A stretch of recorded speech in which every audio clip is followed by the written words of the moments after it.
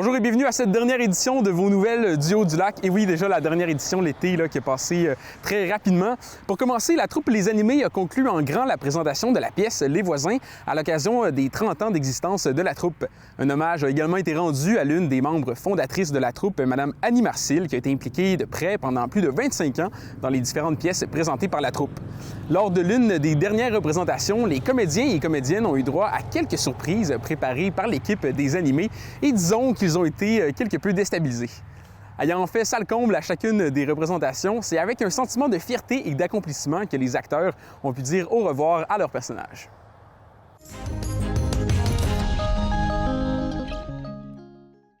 Et oui, l'été tire déjà à sa fin, mais rassurez-vous, il reste encore quelques semaines pour profiter du beau temps. Et justement, la fin de semaine du 26 et 27 août prochain aura lieu le Festival des brasseurs Adolbeau-Mistassini.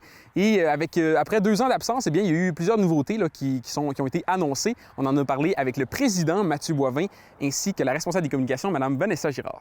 Bien, l'ambiance, c'est qu'on est fébrile. Nous autres, on a rentré beaucoup de nouveaux membres le 12 mars 2020. Dont moi, qui est tombé président officiellement le 12 mars 2020, même si j'étais déjà dans le CA avant ça. Là.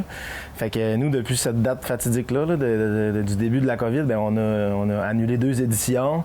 Fait qu'on a été comme inactifs pendant 2 ans. Puis là, depuis quelques mois, on se met à l'œuvre. Puis là, cette année, je pense bien qu'on va réussir à faire le festival comme il se doit. Fait que on a vraiment hâte là, de voir les gens là, sur le boulevard, puis de voir notre setup là, monter avec le chapiteau, puis les lumières, puis toute l'ambiance qu'il peut avoir dans cet événement-là là, au mois d'août. On est plusieurs sur le comité, dont moi, qu'on l'a jamais vécu à l'interne, le festival. Fait que c'est sûr qu'il y a une grosse fébrilité de vivre cet événement-là sur lequel on travaille depuis quand même plusieurs mois. Là. Même si on est déjà allé, c'est pas pareil quand tu es dans l'organisation, mettons. Les gens vont retrouver exactement le bon vieux Festival des brasseurs qu'ils apprécient là, depuis 8 ans, mais 7 éditions en fait. Ça, la formule de base va rester la même, des microbrasseries qui vont être présentes, 10 microbrasseries, il va y avoir des food trucks, il y a des spectacles, l'animation, toute la bonne ambiance des gens d'Adolbeau-Mistassini qui viennent sur le site. Ça va rester.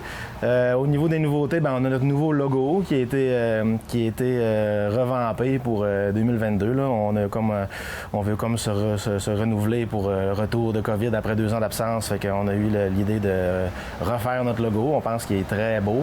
Réalisation de Marjorie Lavoie de Garma Impression, qui est sur le CA du festival également. En plus, autre nouveauté, on a une partie d'impro qu'on n'avait pas dans le passé. Une partie d'impro qui va impliquer tous des joueurs là, natifs d'Adolbeau-Mistassini ou des environs. Ça devrait être très intéressant. C'est une présentation de la microbrasserie Coureur des Bois, d'ailleurs.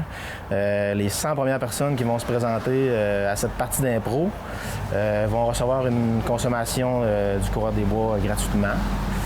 Ensuite, dans les nouveautés, c'est pas mal ça. Y a-t-il d'autres nouveautés? Ben non, tu oublies notre belle zone chill. Ah oui, c'est vrai, exactement. On a une nouvelle zone où les gens vont pouvoir relaxer, là, vraiment avec des belles chaises, ils vont être à l'abri du soleil. Une petite nouveauté le fun qu'on a. Une pergola, des chaises colorées, des feux, des foyers qui vont être sur place. Puis ça, c'est une présentation, c'est pas une présentation, mais c'est commandité par Dolbo Oxygène, cet espace-là. Le vendredi soir, il y a un hommage au coloc qui s'appelle Tassez-vous de là, full band. Ça va être vraiment... je pense que ça va être vraiment une belle expérience. Puis pour tous ceux qui trippent sur la musique des colocs, et je pense qu'on est nombreux. Puis le lendemain, le samedi, il y a Bermuda qui va être là, de la musique qui fait bouger pas mal, une artiste québécoise vraiment à découvrir. Puis en quelque sorte, elle fait la première partie des louanges qu'on connaît, qui est bien apprécié aussi là, de sa musique. Fait que je pense que ça devrait attirer pas mal de monde. Puis au travers, toute la programmation aussi, sur place, il va y avoir de l'animation, il va y avoir une fanfare qui va être là toute la fin de semaine. Il va y avoir aussi Laurie Dubois qui va être là, percussionniste, qui qui va se promener un peu partout. En fait, elle fait plein d'affaires, elle joue un peu de plein d'instruments, fait qu'elle va vraiment mettre de l'ambiance là, partout sur le site. Ça fait quelques années quand même que le festival fait ça. Là, comme le Bleuet, c'est vraiment notre petit fruit mythique. Ça va être la 3e édition du concours. 3e fois qu'il y a ce concours-là.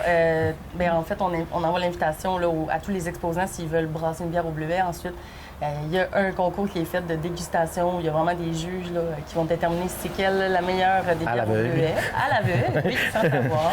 Pas de parti pris. Puis c'est en collabo avec Délices du Lac qui fournissent des bleuets là, aux personnes qui veulent brasser de la bière. Champion en titre, la microbrasserie La Chasse-Peinte de l'Anse-Saint-Jean. Puis, nouveauté cette année aussi, on a une bière pour notre festival. C'est brassé par le Coureur des Bois, justement. Elle s'appelle la bière normale. La bière normale parce que on se faisait souvent demander avez-vous de la bière normale? Donc maintenant, on peut dire oui. C'est une bière qui est au contraire d'une bière normale. C'est une double IPA aux alentours de 7 qui est super bonne et qui plaira certainement là, à beaucoup d'amateurs de bière. Donc, c'est vraiment, on est bien fiers de ça. Oui, vraiment.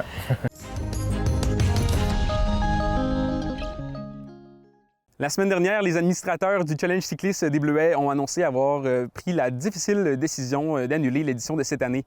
J'en ai parlé avec Pierre-Alexandre Tremblay, qui est administrateur pour le Challenge. Nous, en fait, ça fait 2 ans à cause de la pandémie. Là, on a dû reporter l'édition 2020 et 2021 du Challenge cycliste des Bleuets-Desjardins. Puis, en fait, cette année, là, depuis la fin de l'année 2021, on organisait l'événement de 2022.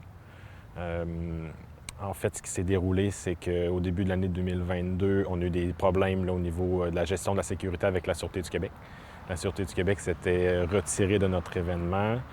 On a fait beaucoup de pourparlers avec le bureau du maire, avec la députée régionale, Mme Guillemette.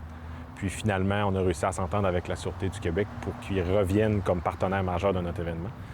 Cependant, dans les dernières semaines, là, lors de nos discussions, il y a eu des petits points qui ont été modifiés au niveau de leur engagement qui faisaient en sorte là, que la sécurité était compromise au niveau des cyclistes. Un des points était qu'on devait engager une firme de sécurité, qu'on devait mettre un agent de sécurité à toutes les intersections là, autour du lac Saint-Jean, ce qui représentait entre 28 et 32 intersections à couvrir, ce qui veut dire beaucoup de personnel pour la compagnie et côté financier aussi, ça engendrait là, beaucoup de coûts de notre part. Donc, on s'est questionné sur le fait que peut-être que ça n'avait plus de bon sens là, de continuer dans cette veine-là. Suite à nos discussions, on en est venu à la décision d'annuler l'événement de 2022. Nous, le Challenge cycliste, comment ça fonctionne? C'est qu'on est 2 pelotons de 2 vitesses différentes, on roule en boîte. Donc, lors de l'événement, c'est nous qui sommes prioritaires là, sur la 169. Donc, nous, théoriquement, on n'arrête pas aux arrêts-stop, on n'arrête pas aux feux de circulation, on est prioritaire sur la route. La Sûreté du Québec est là pour nous encadrer et nous protéger. Dans l'édition de 2022, il aurait fallu arrêter à tous les arrêts-stop et à tous les feux de circulation. Cependant, en cyclisme, il y a un effet d'élastique qui se fait lors des arrêts. Donc, le peloton aurait pu mesurer jusqu'à 100 mètres de long lors des départs des arrêts-stop et des feux de circulation. Donc, impossible pour tous les cyclistes et les véhicules de passer sur une même lumière. On aurait engorgé le réseau routier. Puis on sait que, historiquement, la Sûreté du Québec reçoit quand même des plaintes malgré nos déplacements dans une formule de boîte. Fait que ça aurait été encore plus imposant et plus dangereux pour nos cyclistes là, de circuler sur la 169.